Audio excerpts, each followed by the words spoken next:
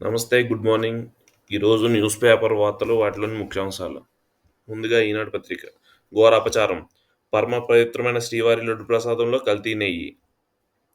నివేదనలో kilo నెయ్యి 1667కు కొంటున్నామని తీరేదే మాజీ chairman Subbareddy. Laddu ప్రసాదానికి మాత్రం కిలో నెయ్యి ఖరీదు 320 మాత్రమే. తూతూ మంత్రంగా తిరుమల ల్యాబ్ నాణ్యత పరీక్షలు. లడ్డూ ధరలు రెట్టింపు చేసినా నాణ్యత మాత్రం నాసిరకమే. వైకాపా ప్రభుత్వంలో చేసిన అరాచకాలపై విసిపోతున్న శ్రీవారి భక్తులు. పంది కొవ్వు ఉందనేది సుసృష్టం. వెజిటేబుల్ ఆయిల్ కలిపారన్నది నిజమే. అది 100% కల్తీ నెయ్యే. ఎన్డీడీబీ కేఫ్ నివేదికపై నిపుణుల విశ్లేషణ. నెయ్యి కల్తీ నిజమే. శ్రీవారి లడ్డూ ప్రసాదం తయారీలో వాడే నెయ్యిలో పంది కొవ్వు, గొడ్డు కొవ్వు, చేప నూనె ఉన్నట్టు ఎన్డీడీబీ కేఫ్ సంస్థల నివేదిక వెల్లడైంది. నెయ్యి స్వచ్ఛతకు సంబంధించి ఎస్ విలువ 95.68 నుంచి 104 మధ్య ఉండాల్సి ఉండగా చాలా తక్కువగా 20.32 ఉన్నట్టు పరీక్షల్లో తేలింది. నెయ్యిని సరఫరా చేసిన ఏఆర్ డైరీ ఫుడ్ ప్రైవేట్ లిమిటెడ్ని బ్లాక్ లిస్టులో పెట్టాం. TTD EO Shyamalarao.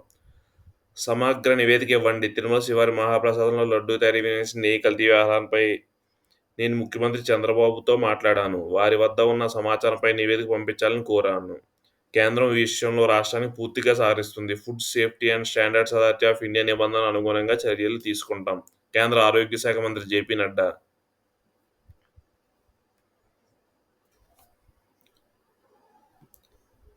గాడి తప్పిన పాలనను యజ్ఞంలా సరిచేస్తున్నాం. తిరుమల ప్రతిష్టను దిగజార్చిన వైకాపా పాలకులు. జంతువుల కొవ్వు నాశకం నెయ్యితో లడ్డూలు. ఇది మంచి ప్రభుత్వం కార్యక్రమం సీఎం చంద్రబాబు.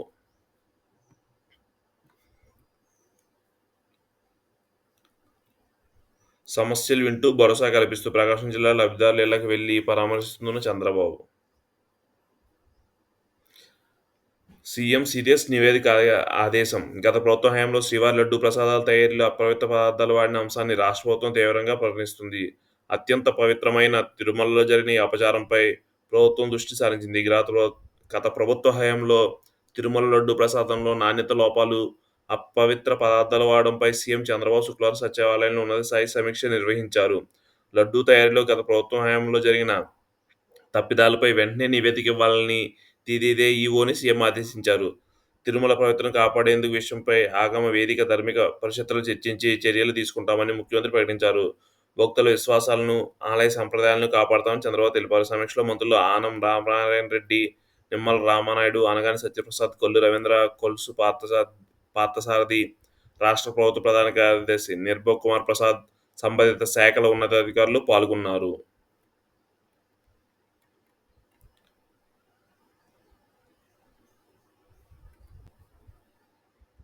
వైకాపా నేత విద్యాసాగర్ అరెస్ట్. నటి కాదంబరి జత్వానీ కేసులో ప్రధాన నిందితుడు. డెహ్రాడూన్లోని ఓ రిసార్ట్లో అదుపులోకి తీసుకున్న విజయవాడ పోలీసులు. ముంబైకి చెందిన నటి కాదంబరి జత్వానీ ఇచ్చిన ఫిర్యాదుకు నమోదు చేసిన కేసులో వైకాపా నేత కుక్కల విద్యాసాగర్ అరెస్ట్ అయ్యారు. శుక్రవారం ఉదయం ఉత్తరాఖండ్లోని డెహ్రాడూన్లో విజయవాడ పోలీసులు పట్టుబడ్డారు. అక్కడ ఓ రిసార్ట్లో విలాసాల్లో మునిగి తేలుతుండగా ఆయన అదుపులోకి తీసుకున్నారు. అనంతరం అక్కడే 3 అదనపు చీఫ్ జస్టిషియల్ మెజిస్ట్రేట్ కోర్టులో నిందితుడిని హాజరుపరిచారు.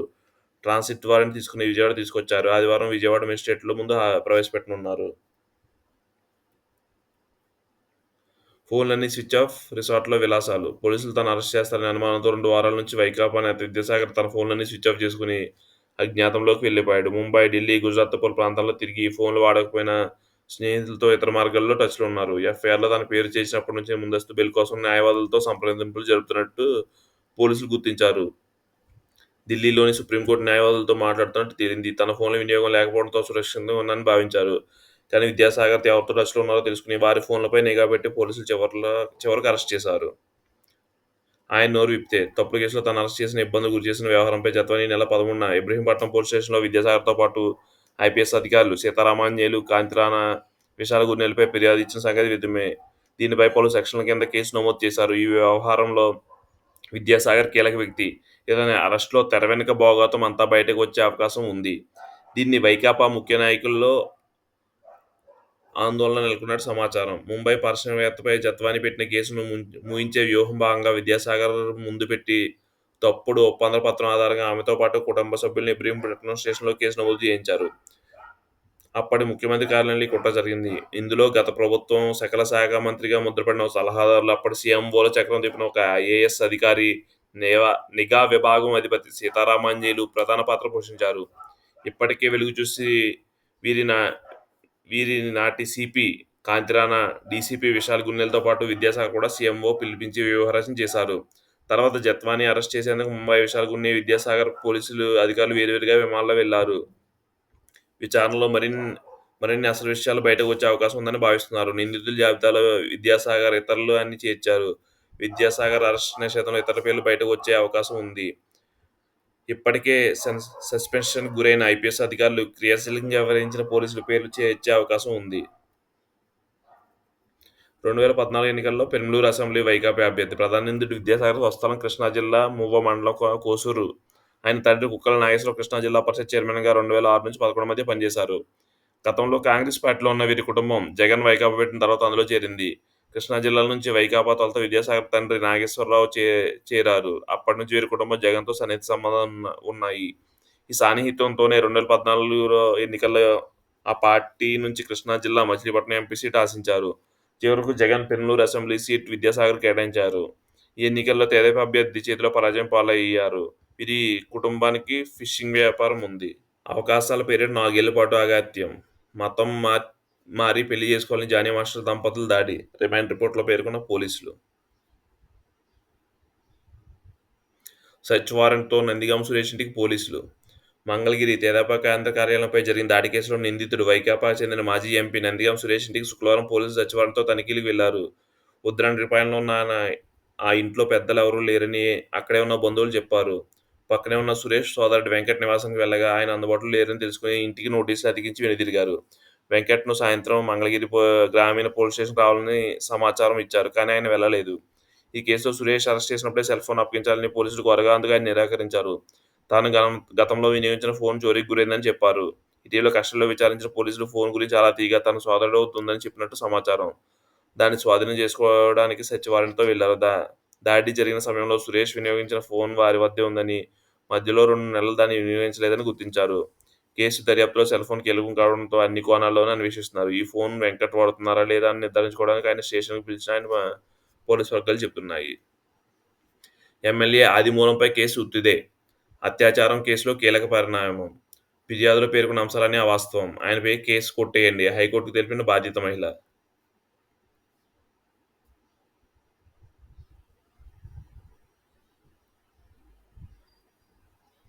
బాధిత మహిళ తరపున న్యాయవాది కె. జితేంద్ర వాదనలు వినిపించారు. పోలీసులు ఇచ్చిన ఫిర్యాదులో చేసిన ఆరోపణలన్నీ అవాస్తవం అంటూ హైకోర్టులో అఫిడవిట్ దాఖలు చేశామన్నారు. దాన్ని పరిగణలోకి తీసుకుని ఎమ్మెల్యేపై కేసు కొట్టేయాలని కోరారు. తుంగభద్ర డ్యాం నిర్వహణకు నిధుల కొరత. అధికారులతో చర్చల్లో తేల్చిన అంశం ఇదే. ఫలితంగా డ్యాంలో తగ్గిన పనులు చేయలేకపోయాం.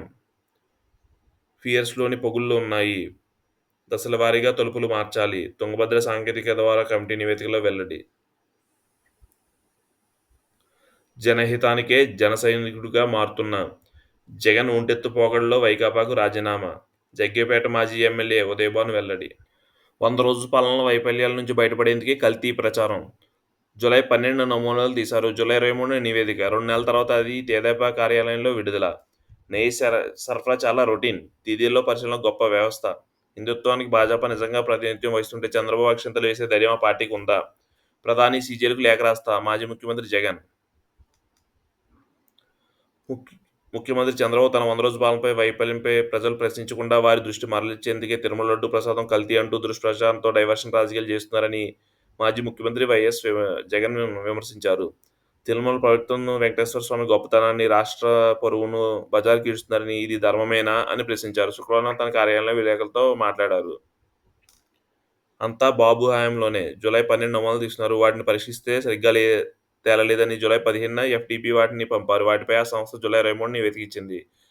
2 నెలల తర్వాత ఇప్పుడు బయటకు తీసి తెదేపా కార్యాలయంలో విడుదల చేశారని ఆరోపించారు. నెయ్యి సరఫరా కొత్తగా జరుగుతుంది కాదని, ప్రతి 6 నెలలకు ఆన్‌లైన్‌లో టెండర్లు పిలుస్తారు. ఎల్1గా వచ్చిన వారిని బోర్డు ఆమోదిస్తుంది. నెయ్యి ఎవరు సరఫరా చేసినా ట్యాంకర్ తెచ్చేటప్పుడు ఎఫ్‌బీఎల్ నేషనల్ బ్యూరో నుంచి సర్టిఫై చేసే సంస్థ నుంచి ప్రొడక్ట్ సర్టిఫై ధృవీకరణ పత్రం తీసుకుని రావాలి. తేదీలోని 3 శాంపిల్స్ తీసుకుని వాటిని పరీక్షిస్తారు. వాటిలో ఏ దాంట్లో పాస్ కాకపోయినా వాహనాన్ని తిప్పి పంపుతారు. అలాంటి గొప్ప వ్యవస్థ ఇదేలో ఉన్నందుకు సంతోషపడాలి. గర్వంగా ప్రపంచానికి చాటాలి. కానీ ఇలా అబద్ధాలు దుష్ప్రచారం చేస్తారని అన్నారు. అధికార పార్టీలతో పోతే అది వారి గ్రహపాటే. పార్టీ నుంచి ఏ సీనియర్ లీడర్ పోతున్నారు, పోతే ఏమవుతుంది ఇంకొకరు వస్తారు. ఈ సూపర్ సిక్స్ అబద్ధం మోసాలపై ప్రజల అసంతృప్తిలో, కోపంలో మారినప్పుడు, ఆ కోపం నుంచి వచ్చే ఓట్లు ఎవరిని అన్నది కాల్చేస్తాది. అధికార పార్టీలో ఒకరు, ఇద్దరు పోతే అది వారి గ్రహపాటు అని మరో ప్రశ్నకు సమాధానం చెప్పారు. చూసి చదివేందుకే తడబడ్డ విలేకరుల సమావేశంలో కాగితంలో ఉన్నవి చూసి చదివేందుకు జగన్ తడబడ్డారు. ఎఫ్ఏబిఎల్ పేరును పలికేందుకు ఎన్‌డీడీబీ ఇచ్చిన నివేదికను చదివేందుకు మరింత ఇబ్బంది పడుతూ పదాలు కూడా పూర్తిగా పలకలేకపోయారు. నాపై విజిలెన్స్ విచారణ నిలిపివేయండి. హైకోర్టుకు వైవీ సుబ్బారెడ్డి వాద్యం. టీటీడీ బోర్డు చైర్మన్‌గా తాను తీసుకున్న నిర్ణయాలు, నిధుల దుర్వినియోగం ఆరోపణలపై ప్రభుత్వం తనపై నిర్వహిస్తున్న విజిలెన్స్, ఎన్ఫోర్స్‌మెంట్ విచారణ రద్దు చేయాలని కోరుతూ వైవీ సుబ్బారెడ్డి హైకోర్టులో వాద్యం వేశారు. ఈ పిటిషన్ హైకోర్టు సోమవారం విచారణ జరపనుంది. నేను తీసుకున్న నిర్ణయాలపై వివరణ ఇవ్వాలని విజిలెన్స్, ఎన్ఫోర్స్‌మెంట్ ఎస్పీ కోరారు. నాపై ఆరోపణలేంటి? అందుకు సంబంధించిన ఫైళ్లు ఇవ్వండి కోరితే స్పందించలేదు. నేను వివరణ ఇవ్వకుండా విచారణ పూర్తి చేశారు. టీటీడీ వ్యవహారంలో విచారణ జరిపే అధికారం రాష్ట్ర విజిలెన్స్ విభాగానికి లేదు. టీటీడీ స్వయం ప్రతిపత్తితో ఉంది. అంతర్గత విషయాలను విచారించేందుకు సొంత విజిలెన్స్ విభాగం ఉంది. ఈ నేపథ్యంలో రాష్ట్ర విజిలెన్స్ విచారణ ప్రక్రియను నిలువరిస్తూ మధ్యంతర ఉత్తర్వులు ఇవ్వాలని హైకోర్టు అభ్యర్థించారు. ప్రభుత్వ ప్రధాన కార్యదర్శి, సాధారణ పరిపాలనా శాఖ ముఖ్య కార్యదర్శి, టీటీడీ ఓ విజిలెన్స్, ఎన్ఫోర్స్‌మెంట్ డైరెక్టర్, ఎస్పీలను ప్రతివాదులుగా పేర్కొన్నారు. షాక్ అయ్యా ఇంత దారుణమా? తిరుమల మహాప్రసాదాన్ని కల్తీ చేసేందుకు సాహసిస్తారా? వైకాపా హయాంలో లడ్డూలపై ఎన్నో ఫిర్యాదులు, మేం అప్పుడే గల్లం విప్పాం. ఉప ముఖ్యమంత్రి పవన్ కళ్యాణ్. ఆగమ శాస్త్రానుసారం ఆలయాన్ని పరిరక్షించాలి. సనాతన ధర్మం పరిరక్షణ బోర్డు ఏర్పాటు చేయాలి. ఇది చాలా ముఖ్యం. ఆగమన శాస్త్రాలు ఉన్నట్టు ఆలయాన్ని పరిరక్షించాలి. రాజకీయ శక్తుల చేతిలో ఆధ్యాత్మిక సంస్థ వెళ్తే ఇలాంటి దారుణాలు తరచూ జరిగే ప్రమాదం ఉంది. ఇలా జరగకుండా శాశ్వత పరిష్కారం చూపాలి. సనాతన ధర్మ పరిరక్షణ బోర్డు ఏర్పాటుకు రాబోయే మంత్రిమండలిలో ప్రస్తావిస్తా. ఇప్పటికే ముఖ్యమంత్రి చంద్రబాబు అనేక విప్లవాత్మక నిర్ణయాలు తీసుకున్నారు. దీని ఏర్పాటు కూడా ప్రయత్నిస్తా అని పవన్ కళ్యాణ్ చెప్పారు.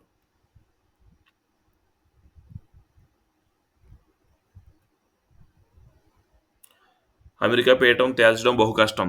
హరీష్, ట్రంప్ హోరాహోరీ. ఇద్దరికీ ఒకే స్థాయిలో ఓటర్ ఆదరణ. తాజా సర్వేలో వెల్లడి.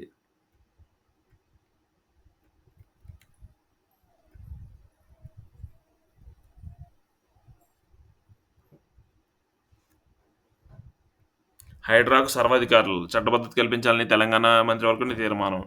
డిప్యూటేషన్పై 169 మంది అధికారులు, 940 మంది పొరుగు సిబ్బంది. వారాల లోపల ఉన్న చెరువులు, కుంటలు దీని పరిధిలోకి. రాష్ట్ర కేబినెట్ కీలక నిర్ణయం. ఇంత అపచారమా? దేశమంతా లడ్డూలపై గొగ్గోల. కొవ్వు కలిసి నెయ్యితో ప్రసాదాల. జగన్ నిర్వాహకంపై సర్వత్రా బొగ్గు. సిబిఐ విచారణకు పెరుగుతున్న డిమాండ్. లడ్డూ కల్తీపై కేంద్రం సీరియస్ రంగంలోకి దిగిన నడ్డా బాబుకు ఫోన్. కేంద్ర స్థాయిలో విచారిస్తామని వెల్లడి. ఇది కుట్ర, ద్రోహమా, ఘోరమైన నేరం. జగన్, ధర్మారెడ్డిలను శిక్షించాల్సిందే. అమిత్ షా సుప్రీం సీజేలకు పరువులు లేక. సుప్రీంకోర్టు జోక్యం కోరుతూ పిటిషన్. సిబిఐ విచారణ కేంద్రానికి కోరం షర్మిల. భక్తులతో ఆటల కొంపముంచిన రివర్స్ టెండరింగ్. ఖర్చు తగ్గించామని వైసీపీ ప్రభుత్వంలో గొప్పలు. లడ్డూల నాణ్యత గాలికి. ఇప్పుడంతా సేఫ్. భక్తులు నాణ్యమైన నెయ్యితోనే లడ్డూలు. సంప్రోక్షణ చేయండి. కల్తీ నెయ్యితో ఘోర అపచారం. శ్రీవారాలయ శుద్ధితో సీఎం ఆదేశం. మంత్రులు సీఎస్ అత్యవసర భేటీ. ఈవోతో 2 సార్లు టెలికాన్ఫరెన్స్. గత ప్రభుత్వం తప్పిదాలపై నివేదిక కోరిన బాబు. భక్తుల విశ్వాసాన్ని కాపాడతామని హామీ. బాధ్యులపై చర్యలు తప్పవు. ప్రసాదంలో కొవ్వు కలపడం ఏమిటి? గత టీటీడీ బోర్డు సమాధానం చెప్పాలి. Deputy CM Pawan Kalyan demand. తేడా తెలియనంతగా కల్తీ చేశారు. సేంద్రియ ఉత్పత్తులపైన అనుమానాలు. అందుకే ఈ ప్రసాదాలు నిలిపేది ఈవో. చంద్రబాబును అందరూ తిట్టాలి. తిరుమల లడ్డుపై దుష్ప్రచారానికి మోదీ సీజేఏ అక్షింతలు వేయాలి. జగన్. యజ్ఞం చేస్తున్నాం. రాష్ట్రాన్ని గాడిలో పెట్టేందుకు సహకరించండి. ప్రజలకు ముఖ్యమంత్రి చంద్రబాబు పిలుపు. 100 రోజుల్లో ఏం చేయలేదనేవారు తొలి 6 నెలల్లో ఒకటైనా మంచి పని చేశారా? 5 ఏళ్లు భ్రష్టు పట్టించారు, లూటీ చేశారు. ప్రతికూల ఆర్థిక పరిస్థితులు అధిగమించాం. కేంద్రం నుంచి నిధులు తీసుకొచ్చాం. నా అనుభవంతో హామీల అమలుకు చర్యలు. పథకాల అమలుకు శ్రీకారం. వచ్చే నెలలో గ్రామ సభలు పెట్టి అర్హులందరికీ పెన్షన్లు. నెంబర్ 1 రాష్ట్రంగా నిలపడమే లక్ష్యం. జనాభా నిర్వహణపై అందరూ దృష్టి పెట్టాలి. ఇది మంచి ప్రభుత్వ కార్యక్రమంలో సీఎం. చెత్త పన్ను రద్దు సీఎం నిర్ణయం. మరో ఎన్నికల హామీ నెరవేర్చిన టీడీపీ. 84,500 పైకి సెన్సెక్స్. సూచీ 1,100 పాయింట్ల అప్. 25,800 స్థాయికి నిఫ్టీ. సరికొత్త రికార్డు గరిష్టకు స్టాక్ మార్కెట్ సూచీల పరుగు. 6.24 లక్షల కోట్ల సంపద వృద్ధి.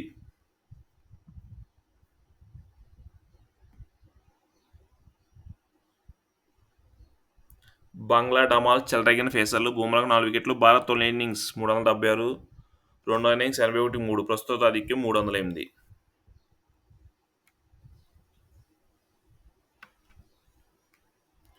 భక్తులను బాధిస్తుంది రాహుల్. తిరుపతి లడ్డూ ప్రసాదం కల్తీ అయినట్టు వస్తున్న వార్తలు కలవరం పెడుతుందని కాంగ్రెస్ అగ్రనేత రాహుల్ గాంధీ ఎక్స్ వేదికగా ఆందోళన వ్యక్తం చేశారు. ప్రపంచవ్యాప్తంగా బాలాజీకి ఉన్న కోట్లాది మంది భక్తులు ఈ ఘటన బాధిస్తుందని, దీన్ని క్షుణ్ణంగా పరిశీలించాల్సిన అవసరం ఉందని చెప్పారు. దేశవ్యాప్తంగా ఉన్న మతపరమైన ప్రదేశాల పవిత్రత అధికారులు కాపాడాలని రాహుల్ విజ్ఞప్తి చేశారు. జగన్కు దెబ్బ మీద దెబ్బ. వైసీపీ ముఖ్య నేతలు, స్థానిక ప్రజాప్రతినిధులు వలసలతో విలవలాడుతుంటే ఇలాంటి తరుణంలోనే తిరుమల లడ్డూలు వాడే నెయ్యి జంతువులకు ఉందని వెలువ రావడంతో భక్తులు, మఠాధిపతులు ఆగ్రహవేశాలు వ్యక్తం చేస్తుండటంతో కేంద్ర ప్రభుత్వం తీవ్రంగా పరిగణిస్తుంటే ఆ పార్టీని ముఖ్యంగా జగన్ను ఆత్మరక్షణలో నెట్టింది. దెబ్బ మీద దెబ్బ పడడంతో హడలెత్తిపోతున్నాడు. జగన్ హయాంలో టీడీపీ భ్రష్టు పట్టిందని, అన్యామతులను తీసుకొచ్చి పాలక మండలి బాధ్యతగా అప్పగించారనే ఆరోపణలు ఉన్నాయి. లడ్డూ, అన్నప్రసాద నాణ్యతలపై విమర్శలు వచ్చినప్పుడల్లా పాలక మండలి ఎదురుదాడి దిగేది. కనీసం అంతర్గత విచారణ చేపట్టి నిజానిజాలు తెలిసి ఉండేవని వైసీపీ నేతలు అంటున్నారు.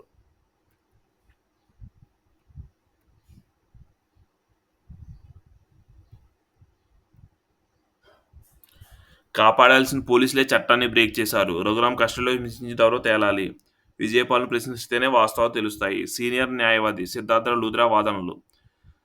కస్టడీలోని నిందితుడి బాధ్యత దర్యాప్తు అధికారిదే. కస్టడీలోని నిందితుడి బాధ్యత దర్యాప్తు అధికారిదే.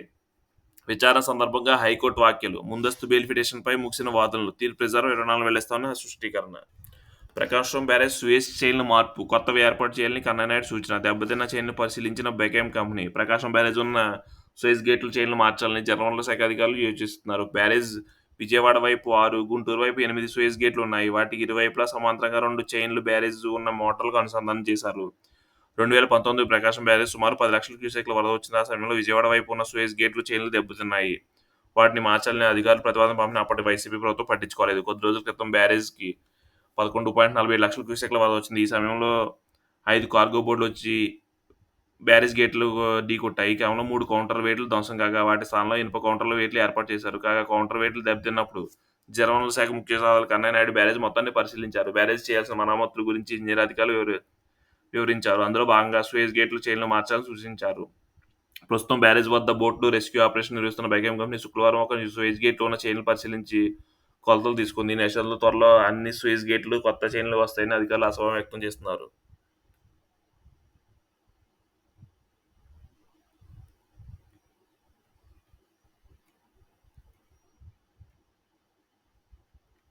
నేను ఉన్నాను, నేను విన్నాను, అంతా బోగస్. జగన్ వైఖరితో వైసీపీకి భవిష్యత్తు లేదు. సామ్నేని. Thank you.